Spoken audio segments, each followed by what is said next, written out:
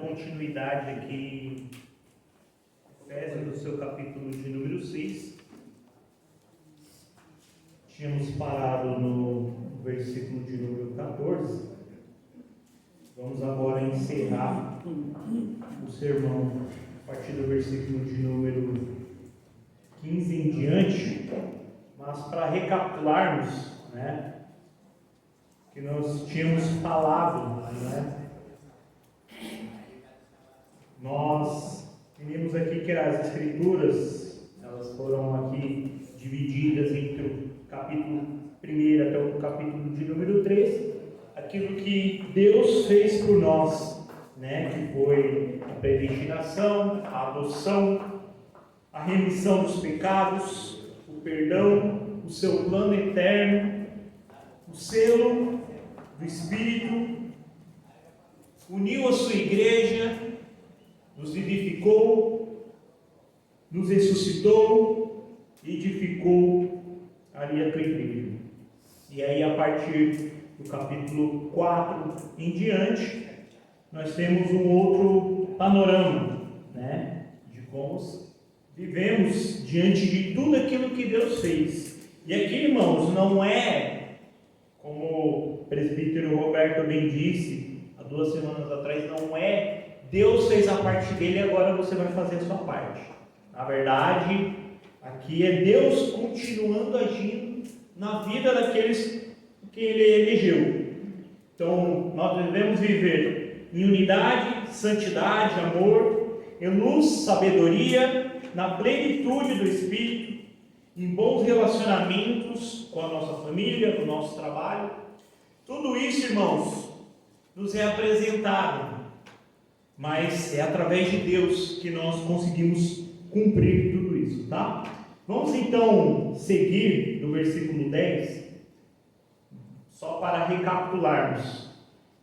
Capítulo 6, versículo 10 em diante. Quanto ao mais, sede fortalecidos no Senhor e na força do seu poder, revestidos de toda a armadura de Deus, para poderes ficar firmes contra as cidadelas do diabo. Porque a nossa luta não é contra o sangue e a carne, e sim contra os principados e potestades, contra os dominadores deste mundo tenebroso, contra as forças espirituais do mal nas regiões celestes. Portanto, tomai toda a armadura de Deus, para que possais resistir no dia mau, e depois de teres vencido tudo, permanecer inabaláveis. Estais, pois, firme, cingindo-vos com a verdade e vestindo-vos da couraça da justiça. Calçai os pés com a preparação do evangelho da paz, embraçando sempre o escudo da fé, com o qual podereis apagar todos os dardos inflamados do maligno. Tomai também o capacete da salvação e a espada do Espírito, que é a palavra de Deus, com toda a oração e súplica, orando em todo o tempo no Espírito, e para isso, vigiando com toda perseverança e súplica por todos os santos, e também por mim, para que me seja dada no abrir da minha boca a palavra, para com intrepidez fazer conhecido o mistério do Evangelho, pelo qual sou embaixador em cadeias, para que em Cristo eu seja usado para falar como me cumpre fazê-lo. E para que saibais também a meu respeito, e o que faço de tudo, vos informará o irmão amado e fiel ministro do Senhor. Foi para isso que eu vos enviei, para que saibais ao nosso respeito, e ele console o vosso coração. Paz seja com os irmãos, e o amor com fé da parte de Deus Pai e do Senhor Jesus Cristo. A graça seja com todos que amam sinceramente o nosso Senhor Jesus Cristo. Amém. Aqui, irmãos, começamos a ver, e algumas Bíblias vão ter aí um subtítulo, na minha está a armadura de Deus.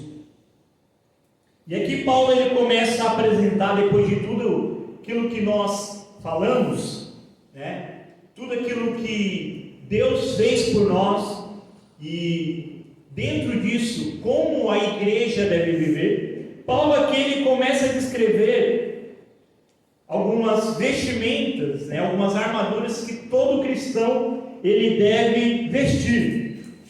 Ele começa no versículo 10, quando ele fala: quanto ao mais sejam fortalecidos no Senhor e no seu poder. Então Paulo aqui está falando para sermos fortalecidos. Ele não fala para sermos fortes, mas sim fortalecidos, né, no Senhor.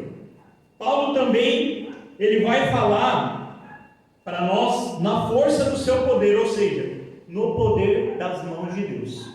Não é nas nossas forças, não é com as nossas forças, mas é com o poder de Deus. Veja que ainda, mesmo quando nós falamos no capítulo 1, 2 e 3, aquilo que Deus fez por nós, o 4, o 5 e o 6, ainda está remetendo que ainda precisamos do poder de Deus, ainda dependemos de Deus. Não é aquilo que nós fazemos com as nossas forças ou o que simplesmente aprendemos, mas ainda a total dependência da mão de Deus. Versículo 11: revestido de toda a armadura de Deus. Paulo aqui começa a dizer toda a armadura, né? Ele diz ainda para poder ficar firmes, né? Permanecermos firmes contra as cidadelas do diabo, ou, né, contra as acusações do diabo. Então Paulo ele dá alguns exemplos. Paulo no versículo 12 agora ele fala: porque a nossa luta não é contra só sangue e a carne, né? Não é só contra o sangue e a carne. Agora o inimigo não é o meu irmão da igreja, o meu inimigo não é o meu vizinho, o meu inimigo não é o meu cônjuge. E assim Paulo fala contra os principados e potestades, né? Então Paulo ele vai trazer aqui que essa é a nossa luta, contra quem esse é o nosso inimigo. E ele diz: portanto tomai toda a armadura de Deus. Versículo 13: para que possais resistir no dia mal. Ou seja, Paulo diz que há um dia mal. Ele diz: se chegar o dia mal. Ele diz: não vai chegar o dia mal. Há um dia mal, existe um dia mal, e vocês precisam estar firmes no Senhor. É isso que Paulo nos diz. Depois de terem vencido tudo, permanecer firmes. E a partir do versículo 18, do versículo 14, Paulo ele começa a trazer aqui algumas alusões aqui a vestimentas, as armaduras. E ele começa com o cinto da verdade. Paulo diz, versículo 14: estai, pois, firmes, cingindo-vos com a verdade, vestindo da couraça da justiça, né? O cinto da verdade. E a verdade, como nós falamos na semana passada, ela sustenta tudo.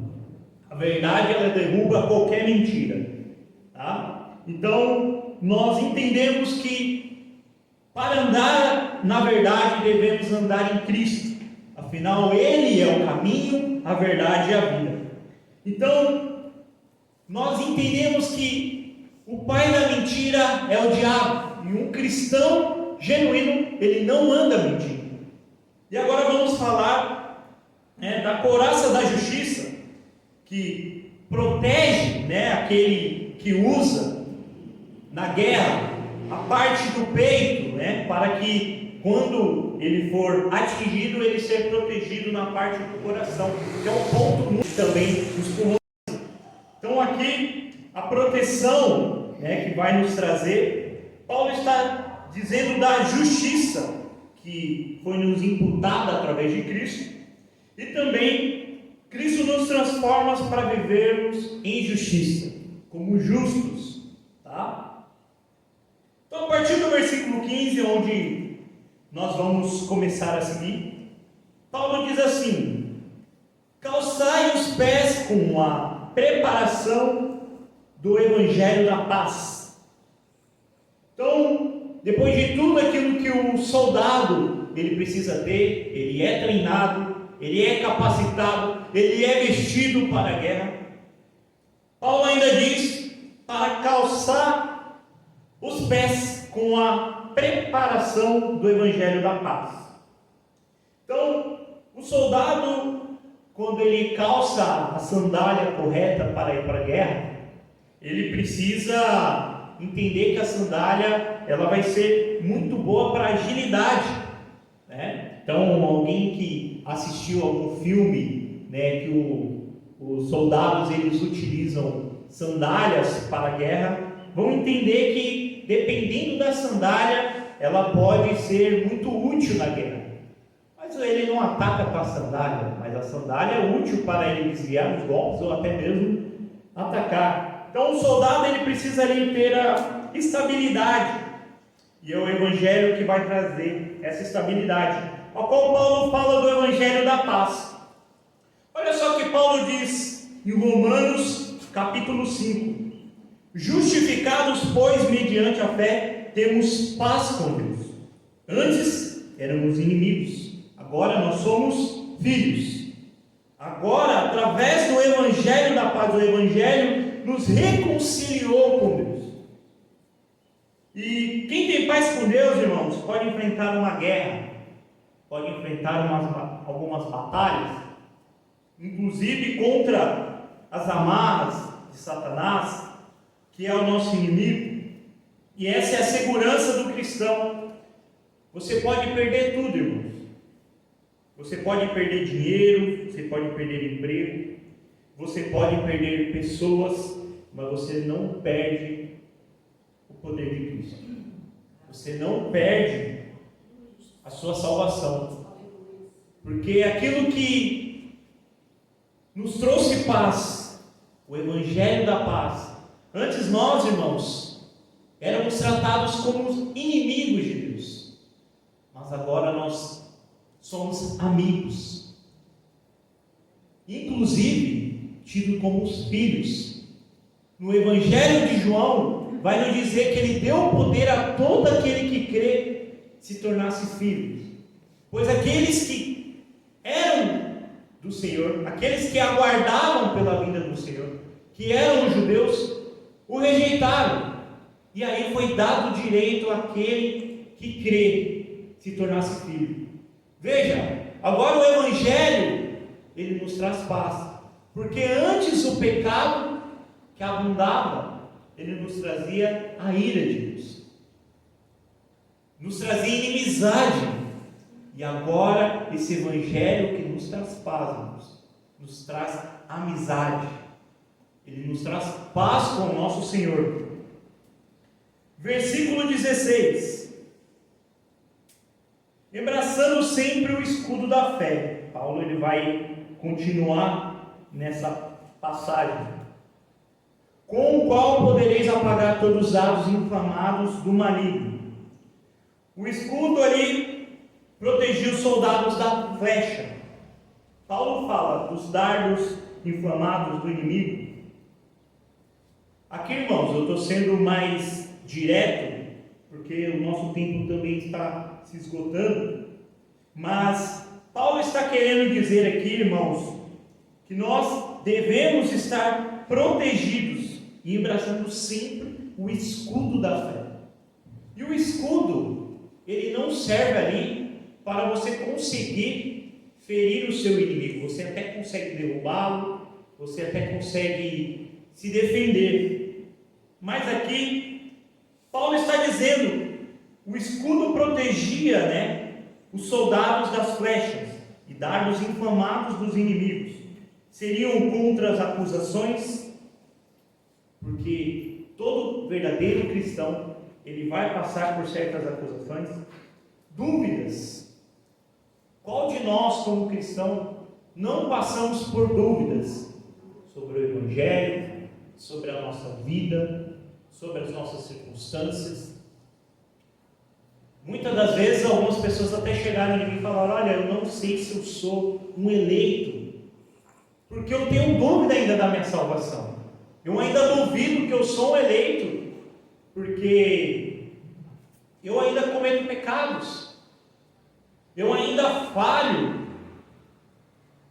E é isso, irmãos, que o inimigo quer fazer conosco, fazer-nos duvidar da nossa fé.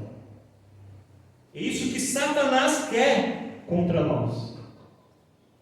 E muitas das vezes nós ainda acabamos dando ouvidos. E por isso, irmãos, Paulo fala para nos revestir com o escudo da fé. Paulo, apóstolo de Cristo, ele, nas suas cartas, se intitulava assim, ministro do Senhor. Paulo mesmo que diz que foi ao terceiro céu. Paulo aqui está dizendo, irmãos, no sentido espiritual, não no sentido literal. Imagine tudo isso. Paulo que pregou a milhares de pessoas e se converteram. Paulo que ministrou a palavra do Evangelho, foi perseguido. Paulo foi atacado, sofreu acusações, foi apedrejado, foi espancado. Paulo sofreu diversas calúnias. E Paulo diz em Romano: o bem que eu quero fazer eu não faço, e o mal que eu não quero, esse eu faço, esse eu acabo cometendo. E aqui, irmãos, é para entendermos que todo cristão, ele peca, todo cristão, ele cai, ele vai cometer deslizes, ele não vive na prática do pecado, mas ele enfraquece na fé, ele acaba deslizando, cometendo erros, e isso na vida de todo cristão. Paulo que foi ao terceiro céu, Paulo que viu diversas maravilhas e milagres, diz que dentre os pecadores era o maior, irmãos. Que é de nós? Então, irmãos, o que nós precisamos entender aqui é revestirmos do escudo da fé, porque as flechas de Satanás contra as nossas vidas para nos acusar e colocar nas nossas mentes que nós não somos eleitos, que nós não merecíamos a salvação, que o sangue de Cristo foi derramado em vão. Isso é uma mentira. Cada gota do sangue de Cristo foi vertida e não foi perdida, para que nós fôssemos salvos, irmãos.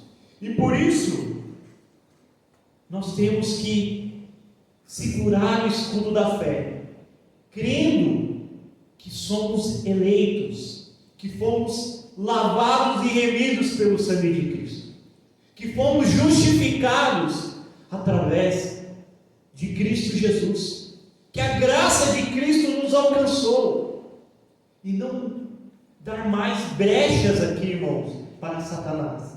Não significa que você vai pegar de forma literal um escudo pesado, que pega 5 quilos e sair andando por aí, para batalhar, para guerrear e se proteger, mas sim aquilo que Paulo diz a versículos anteriores, irmãos. Existe uma batalha espiritual, e que todo cristão enfrenta. O mal, ele também existe, e nós, irmãos, precisamos estar preparados para nos defender, preparados para continuar, e é com o escudo da fé que vamos nos defender das acusações de Satanás, das dúvidas que tentamos impor, das tentações, do medo, da culpa, do pecado, e às vezes até do desespero que a vida tenta nos empurrar, irmãos.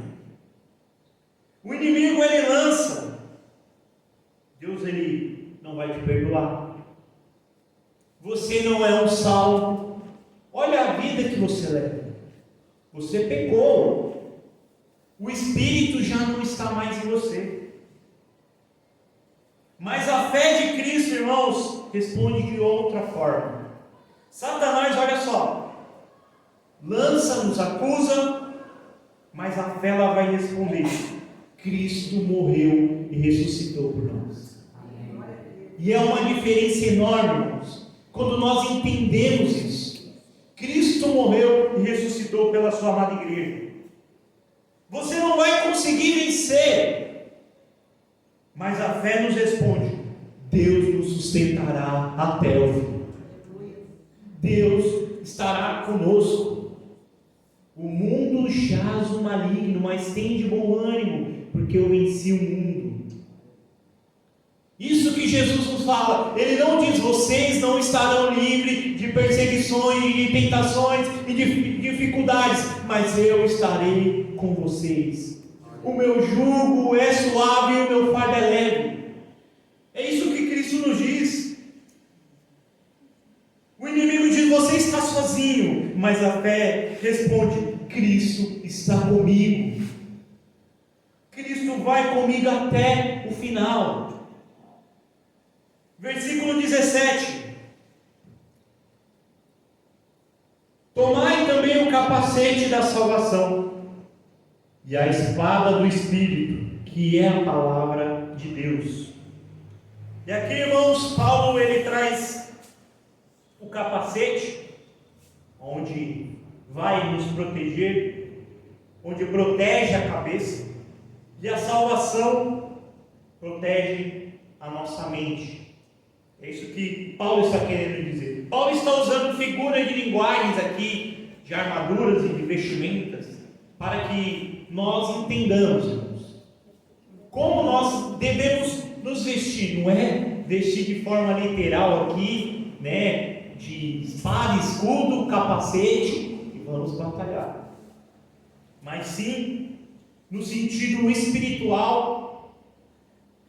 Paulo está dizendo que agora há um capacete, e o capacete ele naturalmente protege a nossa cabeça. Ninguém vai usar o capacete no cotovelo, mas nós usamos o capacete realmente na cabeça. E aqui, irmãos, o que nós possamos entender como uma figura de linguagem do que Paulo está trazendo é que a salvação ela protege a nossa mente. E hoje, irmãos, neste século, nós temos entendido que a grande doença é a doença que atinge a mente. Muitas pessoas, a cada vez mais, se isolam por problemas mentais, dificuldades que passam no seu interior. E a mente, ela começa a ficar bagunçada, ela começa a ficar confusa. Muitas pessoas hoje são diagnosticadas de uma forma diferente. Antigamente nós não tínhamos os estudos que nós temos hoje. A tecnologia avançou. Hoje existe o TDAH. Antes, quem tinha TDAH era considerado às vezes como louco. Uma pessoa ali ela tem TDAH. Não, aquela pessoa tem algum distúrbio, né, alimentar, e era tratado de uma forma, não deixa de ser um distúrbio, mas era tratado de uma forma como uma pessoa louca, ou a pessoa que tinha dificuldades no aprendizado. Em muitos casos, né, pessoas eram internadas, porque olha, não tem jeito para essa pessoa, e hoje tem tratamento, tem medicação que você pode tomar. E você consegue equilibrar a sua mente. Muitos de nós, irmãos, podemos ser passados por isso. Alguma dificuldade. Às vezes você deitar a sua cabeça no travesseiro e você não conseguir dormir. A sua mente está embaralhada, está confusa. Você tem dificuldades para raciocinar certas coisas. Você começa a se isolar das pessoas que estão com você, da sua família, dos seus entes queridos. No seu trabalho você já não produz tanto. Isso diversas pessoas precisam ser afastadas. E eu, na minha ignorância, há tempos atrás, alguns anos, eu entendia que isso daí era falta de Cristo. A pessoa ela está assim porque ela não encontrou Cristo na vida dela. A depressão ela pode chegar na vida de um cristão. As dificuldades mentais podem chegar na depressão. Nós podemos ver Elias, quando ele se esconde na caverna e passa ali por uma depressão profunda. Um profeta do Senhor, de intimidade com o Senhor. Então, irmãos, a nossa mente também pode ser atacada por Satanás. nós podemos também ficar confusos. Então, por isso, Paulo nos diz para utilizarmos o capacete da salvação. É a salvação que protege a nossa mente. O cristão, ele precisa lembrar de uma coisa: eu pertenço a Cristo. Apesar das dificuldades, apesar de tudo que vem contra mim, eu pertenço a Cristo. Quando o pecado ele tentar nos acusar a nossa mente, irmãos, nós precisamos lembrar: Cristo nos justificou. Nós já somos justificados em Cristo Jesus. Todos os nossos pecados já foram lançados no mar do esquecimento. Porque senão, irmão, se fosse o contrário, teria sido em vão a morte de Cristo. Mas a morte de Cristo não foi em vão. Foi, irmãos, para nos justificar. Quando o medo aparecer para um cristão, o cristão deve se lembrar: é Cristo que me guarda, é Cristo que me protege, é Cristo que está comigo. E quando a morte chegar, irmãos, como para todos nós, e antes disso nós vamos lembrar: Cristo venceu a morte, Cristo ressuscitou. Ele morreu, mas Ele ressuscitou. Eu também vou morrer. Se Cristo não voltar e nos levar, também passaremos pela morte. Mas nós também ressuscitaremos e estaremos com Ele. Isso, irmãos, é motivo de estarmos seguros. A nossa mente está segura. Ainda que eu ande pelo vale da sombra da morte, não temerei mal algum. É o Senhor que me sustenta. Paulo continua com a espada do Espírito.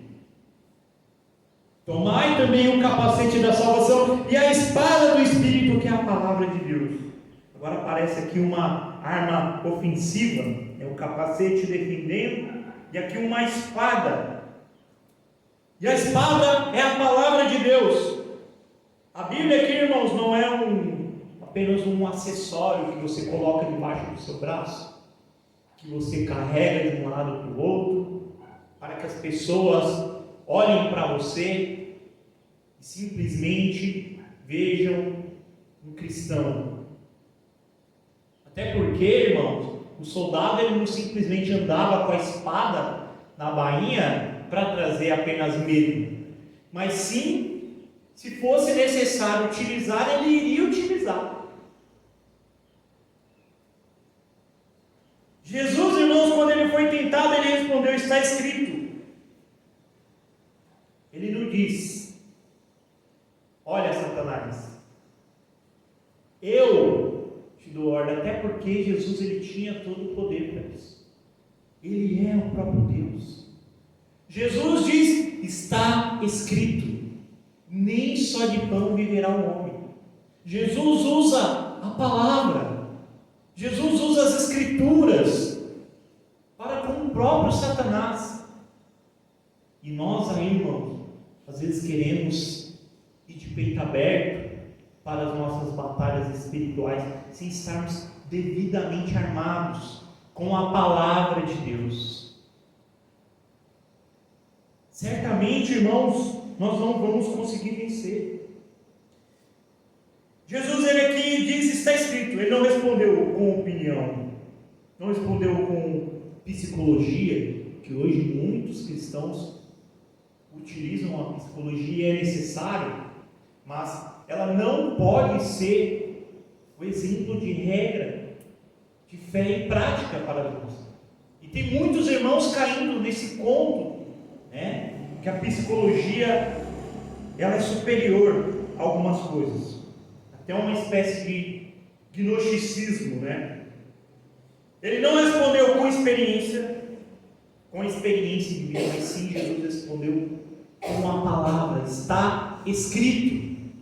E é isso, irmãos, que nós precisamos utilizar. Utilizar essa ferramenta que nos foi dada. A palavra de Deus é espada para todos nós, irmãos. E para um guerreiro que vai para a guerra, ele tem que saber manejar bem a espada. Simplesmente ele pega a espada e, olha, vou lá para cima, seja o que Deus quiser. Não, ele se prepara. Eu gosto, irmãos, muito de filmes de guerra, né? Essa semana eu estava assistindo O Senhor dos Anéis. Sou nerd, né? Eu gosto bastante. E num dos filmes, um jovem pega a espada ali. Ele estava em poucos números, ele precisava ir para a guerra. Só que há um general ali que o ajuda, o instrui como pegar a espada, como manuseá-la, como golpear os seus inimigos. Cristo é o nosso general. Ele nos ensina, ele nos instrui quando ele chama os seus discípulos. Ele os instrui, ele os ensina como eles agora devem viver, os apóstolos. Assim, irmãos, é para todos nós, é através da palavra de Deus, que vamos estar firmes e prontos, irmãos, para a ofensiva. Se você não conhece as Escrituras, você entra na batalha já desarmado. Você já entra em desvantagem enorme. Imagine você batalhar sem espada e seu inimigo está pronto, armado até os dentes para te derrubar.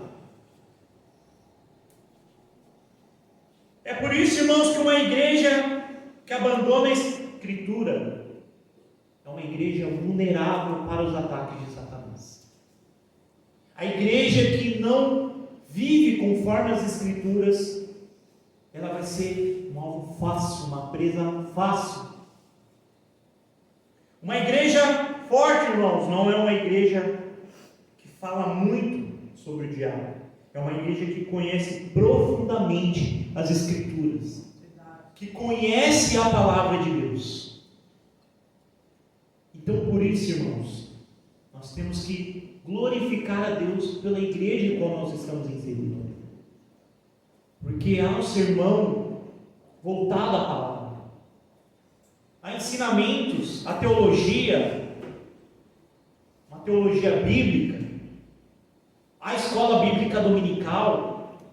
A igreja fornece, irmãos, para os membros, para os guerreiros, um material, um conteúdo para ficar cada vez mais afiado na palavra de Deus, cada vez mais firme com as Escrituras. E o que nós temos feito, irmãos, com a Bíblia Sagrada? O que nós temos feito? Quando nós temos utilizado? Quando nós temos aproveitado, irmãos, as Escrituras? Será que somente no domingo, quando eu chego aqui e abro a Bíblia, quando o pastor ou algum irmão vai ler algum texto, para que eu possa acompanhar? Nós precisamos, irmãos, nos debruçarmos nas Escrituras Sagradas, para que nós possamos estar firmes. E aqui Paulo ele diz, né? E a espada do Espírito, que é a palavra de Deus, e ele diz em algumas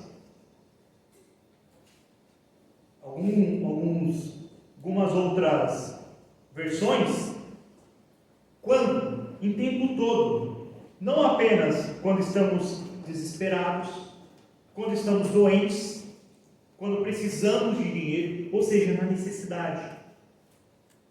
É isso que Paulo está nos trazendo. Versículo 18. Com toda oração e súplica, orando em todo tempo, no Espírito, para isto vigiando com toda perseverança, que súplica por todos os santos. Paulo aqui ele usa uma outra frase agora, com toda oração e súplica. Paulo ele vai continuar no versículo 18. Após utilizarmos aqui diversas ferramentas, como escudo, espada, capacete, as ombreiras, as sandálias. Agora Paulo, ele está falando no versículo 18, com toda oração e súplica, orando em todo o tempo no Espírito. Agora Paulo chega na parte da oração. Então observe, a armadura é de Deus, como nós vimos nos versículos anteriores. A força também é de Deus, a palavra também é de Deus, e a dependência é demonstrada, irmãos, aonde? Na oração. Na oração que nós mostramos que somos dependentes do Senhor, que nós precisamos do Senhor. Nós precisamos ter uma vida de oração. E Paulo diz quando? Quando, irmãos? Ele diz, com toda a oração e súplica, orando em todo tempo. É em todo tempo, irmão, que nós precisamos. E não apenas em todas as dificuldades, quando nós estamos passando por aflições, mas Paulo está nos dizendo em todo tempo. É o tempo todo nós precisamos estar em oração. E a oração, irmãos, ela é a respiração espiritual. E Paulo continua com toda perseverança. Versículo 18: o tempo todo no Espírito, e para isso vigiando com toda perseverança. Orar até Deus responder. E muitas das vezes, irmãos, a resposta de Deus para nossas vidas, ela não vem de imediato. Demora um tempo. E às vezes nós não conseguimos entender. Mas é aí que nós precisamos levantar o escudo da fé, continuarmos clamando ao Senhor. E quando vir a resposta, é a vontade de Deus, independente às vezes de não ser da nossa vontade. Orar quando parece que nada está acontecendo, parece que nada está se movendo. Orar quando estamos cansados, e essa é uma grande dificuldade dos nossos tempos modernos, porque nós trabalhamos, cuidamos de família, nós enfrentamos o trânsito, o transporte público, a rotina. Isso vai nos cansando, o cansaço vai nos minando. Irmãos, tem vezes que quando eu encosto na cama, irmãos, para orar, já começa a bocejar.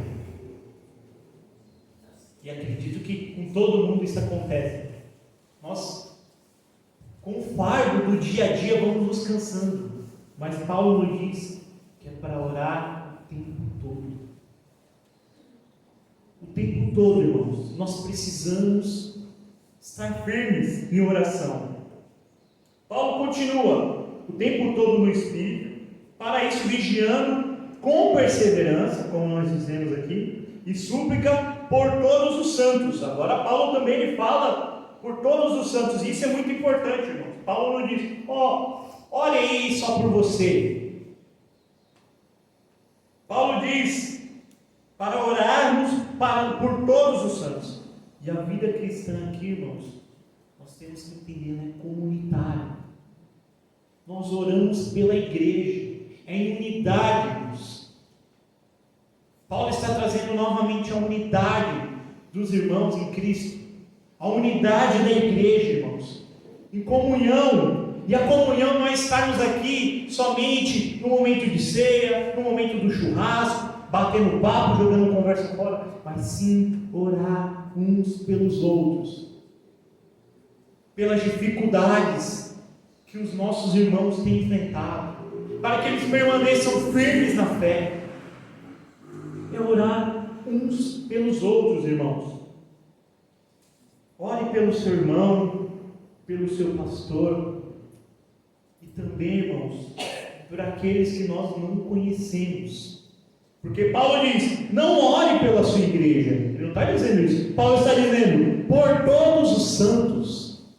Nós devemos orar pelo missionário que está na África. Nós devemos orar, irmãos, pelos aqueles cristãos que estão dentro da política. Nós devemos orar, irmãos, por todos os santos, aqueles que estão em outros países, sofrendo perseguições, por outras igrejas. Nós devemos orar, irmãos, pelos enfermos, pelos necessitados, pelos que estão fracos na fé. Orar por quem está afastado, quem não visita mais a igreja, quem não mais quer saber de Cristo. Esse é o dever, irmão, de todos nós, como cristãos, e igreja é isso, irmãos. Não é só um momento de bonança. Versículo 19. Nosso tempo já está se esvaindo. E também por mim, para que me seja dado no abrir da minha boca a palavra, para com intrepidez fazer conhecido o ministério do Evangelho. Paulo, ele deu aqui diversos exemplos para orar pela igreja, pelos santos, com perseverança, com súplica. E agora Paulo fala também por mim. Paulo aqui, ele pede oração neste momento.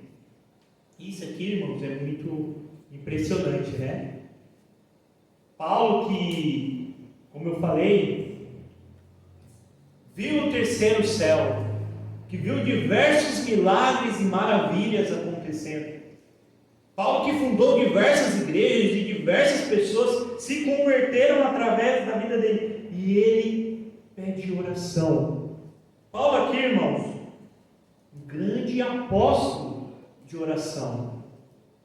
Paulo tinha uma vida cotidiana de oração. Paulo, ele também pede oração. Porque Paulo também reconhece a sua debilidade e a sua fraqueza. Paulo também reconhece que ele é um ser humano, que está preso a um corpo carnal. Isso aqui, irmão, destrói qualquer orgulho ministerial.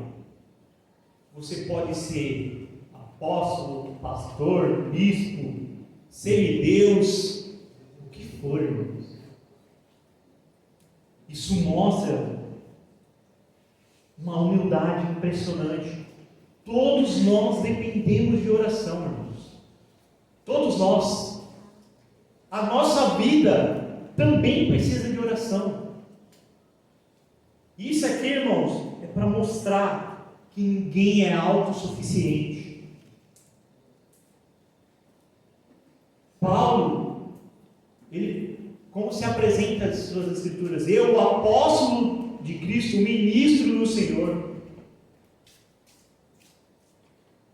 aquele que foi escolhido por Deus. Ele fala, olha, eu também preciso de oração. O meu ministério também precisa de oração. Isso mostra, irmãos, que não importa o cargo eclesiástico, não importa por todas as coisas que você tem passado, que você tem recebido, que Deus tem te dado, ou se você foi levado, ou foi tentado e venceu certas tentações. Todos nós precisamos de oração. Nenhum líder é invulnerável, nenhum pastor é autossuficiente, nenhum bispo. Nós precisamos uns dos outros. Isso mostra, irmãos, o que Paulo está dizendo para os irmãos em Efésios.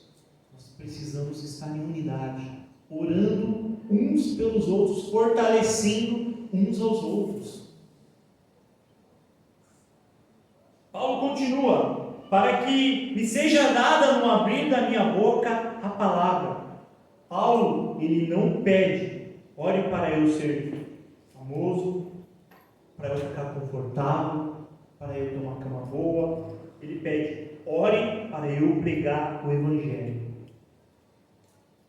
Essa aqui é a prioridade da vida de Paulo, irmãos. Paulo não pede oração para se vangloriar.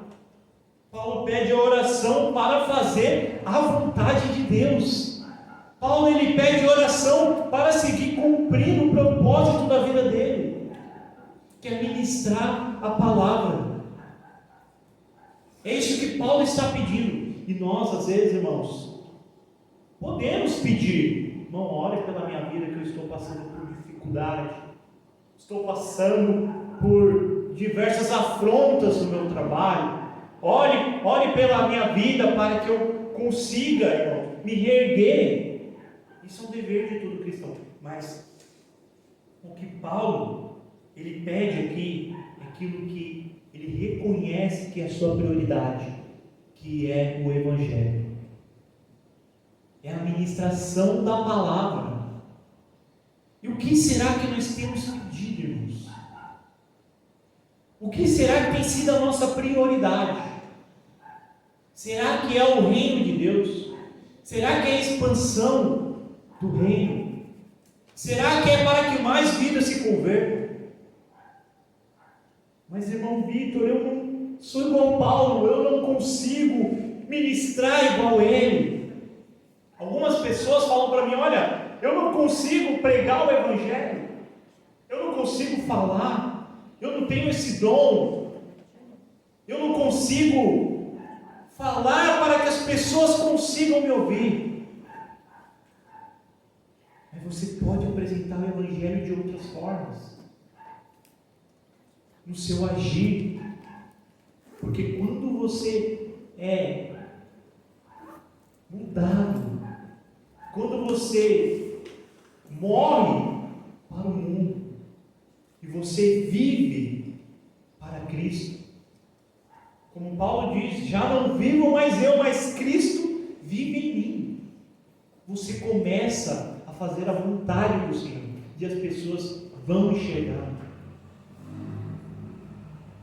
Ore para que cada vez mais você possa receber dons espirituais, e esses dons você possa usar em prol do Evangelho. Peça oração para as pessoas para te ajudar nisso. Ore para que isso seja a sua prioridade. Olha, eu não sei pregar, eu não consigo usar, mas que a sua voz seja usada pelo Senhor no louvor, que o seu agir, o seu olhar, a sua forma de vestir, a sua forma de tratar as pessoas vinha ser usada para alcançar pessoas. E Deus vai preparar alguém para ministrar. Essa é a prioridade da vida de Paulo. Paulo ele vai continuar. Versículo 20: pelo qual sou embaixador em cadeias, para que em Cristo eu seja ousado para falar como me cumpre fazer. E aqui Paulo está preso, mas veja a perspectiva aqui de Paulo, né? Roma tinha prendido Paulo. Paulo agora é prisioneiro. Agora o título poderia ser Paulo prisioneiro. E ele se apresenta assim: Paulo prisioneiro de Cristo. Paulo ele diz: eu sou embaixador do Evangelho. O mundo ainda pode tentar prender, irmão, o mensageiro, mas ele não pode prender a mensagem. Paulo foi preso. Quando Paulo estava preso, em uma de suas prisões, que Paulo foi preso mais de uma vez, ele estava ali com outras pessoas. E naquele momento da prisão, onde há um terremoto, as cadeias se abrem, o próprio guarda começa a entrar em desespero, porque muitos fugiram. Paulo poderia ter fugido da prisão também, mas Paulo estava ali ministrando a palavra de Deus na prisão, para que outra vida fosse convertida.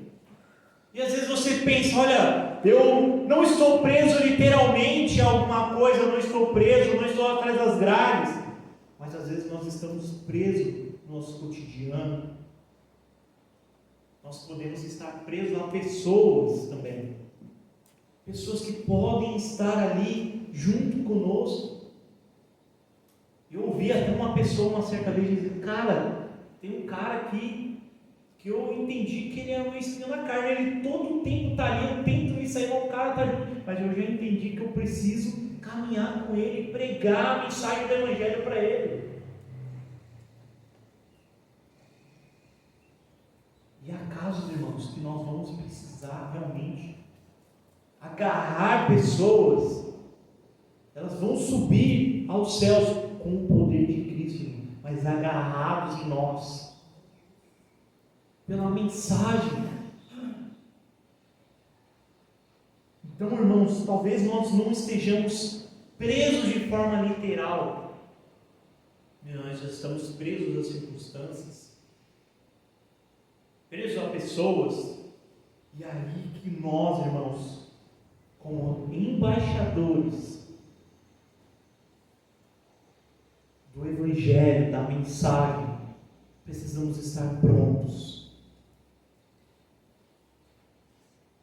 Por isso, nós precisamos ter uma vida de oração. Por isso, precisamos estar firmes. É isso que Paulo vai nos trazer. Por isso, precisamos, irmãos, manejar bem as Escrituras, porque haverá momentos, irmãos, que nós estaremos presos às circunstâncias. E lembra algumas mensagens atrás, no capítulo 5, Paulo ele vai dizer sobre oportunidade. E essa talvez seja a oportunidade daquela pessoa de ouvir a mensagem. O coração dela ali, talvez naquele momento, está preparado. E nós, irmãos, também estamos presos. Não mais ao pecado, porque Cristo nos libertou. Mas agora, irmãos, nós estamos presos a Cristo. Mas nós, diferente, irmãos, somos escravos livres. Nós somos livres, irmãos, pelo poder do Evangelho, pelo poder de Cristo Jesus. Nós devemos, irmãos, aproveitar essa oportunidade. Você pode até tirar tudo da vida de um cristão, irmãos, tirar tudo. Não sei se todos tiveram a oportunidade de ler o livro O Peregrino, do escritor John Bunyan. Esse escritor inglês, que ele foi preso, queriam prendê-lo por causa da mensagem do Evangelho, porque ele ministrava. E para o soltar, irmãos, ele falou: olha, não pregue mais, não fale mais de Jesus. Ele falou: olha, então que vocês me mantenham preso, porque eu não vou parar. Isso é o que todo cristão deve ter, a ousadia de ministrar o Evangelho. Por mais que tentem nos calar, irmãos, tentem nos impedir, nós devemos ministrar o Evangelho. Nada nos prenderá. A mensagem do Senhor chegará. Podem tentar tirar, irmãos, o conforto do cristão, sua posição, tentar tirar a sua liberdade. Mas se nós temos Cristo, irmãos, nós temos tudo. Podem tentar nos tirar tudo, irmãos. Nós ainda vivemos num país laico, onde nós temos a liberdade de expressão. Você pode até discordar de como tem sido a liberdade de expressão em certos momentos, mas ela ainda existe no nosso país. Tem países que você não pode ministrar o Evangelho. Se você chegar e pregar o Evangelho, você é preso e morto. E nós temos essa oportunidade, irmãos. Versículo 21 e 22, Paulo aqui ele menciona Tito, né? E para que saibais também a meu respeito o que faço, de tudo vos informará Tito, o irmão amado e fiel ministro do Senhor. Foi para isso que eu o enviei, para que saibais a nosso respeito e ele console o vosso coração. Isso mostra aqui algo também muito importante. A carta ela termina falando de pessoas, porque o cristianismo não é apenas doutrina, irmãos, também é relacionamento. A igreja é uma família. Paulo ele não termina, espero que tenham entendido a minha teologia. Paulo termina, eu quero que vocês saibam como estou. É isso que Paulo diz. Isso é comunhão, irmãos. E para estarmos ensinando o versículo 23 e 24, que o nosso tempo já se foi. Paz seja com os irmãos e amor com fé da parte de Deus Pai e do nosso Senhor Jesus Cristo. A graça seja com todos os que amam sinceramente ao nosso Senhor Jesus Cristo. Paulo começa aqui falando de guerra, agora ele termina falando de paz. Parece meio contraditório, né? Começa falando de guerra, mas ele termina com paz. Agora ele termina falando de paz. Isso aqui, irmãos, é magnífico, isso aqui é lindo. O cristão, ele está em guerra contra o pecado. Nós declaramos guerra contra o pecado. Mas agora nós vivemos em paz com Deus. Nós não temos guerra com Deus, nós temos paz.